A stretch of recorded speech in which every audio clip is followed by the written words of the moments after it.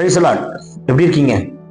நல்லா இருக்கீங்களா? உங்களை பார்க்கறது மிகுந்த மகிழ்ச்சி அடைகிறேன். இன்றைக்கு ஆண்டு தருகிற தீர்க்கதரிசன வார்த்தை 1 ராஜாக்களின் புஸ்தகம் 16ஆம் அதிகாரம் 21-22. First king chapter 16 verse 21 and 22.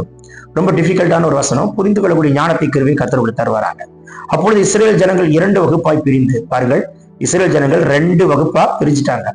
பாதி ஜனங்கள் கீனாத்தின் குமாரனாகிய திப்னியை ராஜாவாக்க அவனை பின்பற்றினார்கள். பாதி ஜனங்கள் உம்மிரியை பின்பற்றினார்கள். ஒரு பாதி திப்னியை பின்பற்றுகிறார்கள், ஒரு பாதி உம்மிரியை பின்பற்றுகிறார்கள். புரிகிறதா? அடுத்த வசனத்தை பாருங்கள், 22ஆம் வசனம். ஆனாலும் கீனாத்தின் குமாரனாகிய திப்னியை பின்பற்றின ஜனங்களை பார்க்கிலும் உம்மிரியை பின்பற்றின ஜனங்கள் பலத்து போனார்கள். திமினி செத்து போனான், உம்மிரி அரசாண்டான். ஒரு தராசு இறங்கிட்டு ஒரு தராசு ஏறிட்டு. உங்க தராசு எப்படி இருக்கு? யார் உங்களுக்கு எதிராக செயல்படுறா? உங்களை கொண்டு வைத்திருக்கிற கர்த்தருடைய திட்டத்துக்கு எதிராக செயல்படுகிற மனிதர்கள் யார்?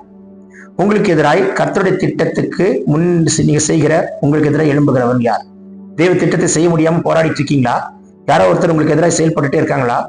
உங்க வாழ்க்கையில முன்னேற்றத்துக்கு எதிராக வேலை ஸ்தலத்துல, குடும்பத்துல, ஊழியத்துல யார் உங்களுக்கு எதிராக எழும்பி கொண்டிருக்கிறார்கள்? ஒரு பாதி திமினியை பின்பற்றுகிறது, ஒரு பாதி உம்மிரியை பின்பற்றுகிறது. யார் பலத்து போவார்கள் காத்திருந்தா? திமினி தராசு இறங்கிட்டு உம்மிரி பலத்து போனான். உம்மிரி திமிரி வாழ்க்கையை முடித்து விட்டான். பாருங்கள், ரொம்ப கொடூரமான காரியம்.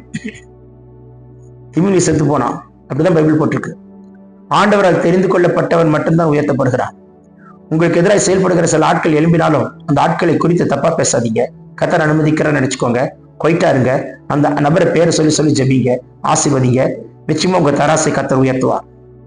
திரும்ப சொல்கிறேன், யார் உங்களுக்கு எதிராக செயல்படுகிறார்களோ அவர்களை குறித்து உலகமா ஊர் ஃபுல்லா சொல்லிட்டு இருக்காதீங்க. அப்படி பண்றான். வேண்டாம். 2வது, அவர்களுக்காக ஜெபியுங்கள். 3வது, அவர்களை ஆசீர்வதிங்கள். அவங்களை குறித்து தப்பாவே பேசாதீங்க. அவங்க உங்களை பத்தி தப்பா பேசுவாங்க. பல பேர்த்து சொல்லுவாங்க. நீங்க கொயிட்டா இருங்க. கர்த்தர் பெரிய காரியங்கள் செய்வார்.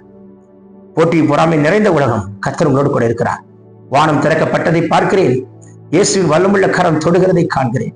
பிறந்தநாள் திருநாள் காண்கிறவர்களை கர்த்தர் தொட்டு ஆசீர்வதிக்கிறார். வியாதி நீங்கட்டும், பலவீனம் மாறட்டும், கட்டுகள் முறிக்கப்படட்டும், பேசிக்கொண்டே இருக்கும்போது அற்புதம் நடக்கட்டும். எல்லாம் அந்தகார சக்திகள் சர்ப்பத்தின் நாவின் கிரிகளை எரிப்பாராக. சொல்ல அக்கினி உன் தலை மேல பாய்கிறதை காண்கிறேன். உங்களுக்கு விரதமா இருக்கிற அம்புகளை கர்த்தர் உடை தெரிவாராக. Take this prophetic word. Receive it in Jesus' name. பிறந்தநாள் திருநாள் காண்கிறவர்களை தொட்டு ஆசீர்வதிக்கிறார். Amen, amen, amen. God bless you. Have a blessed day. Amen.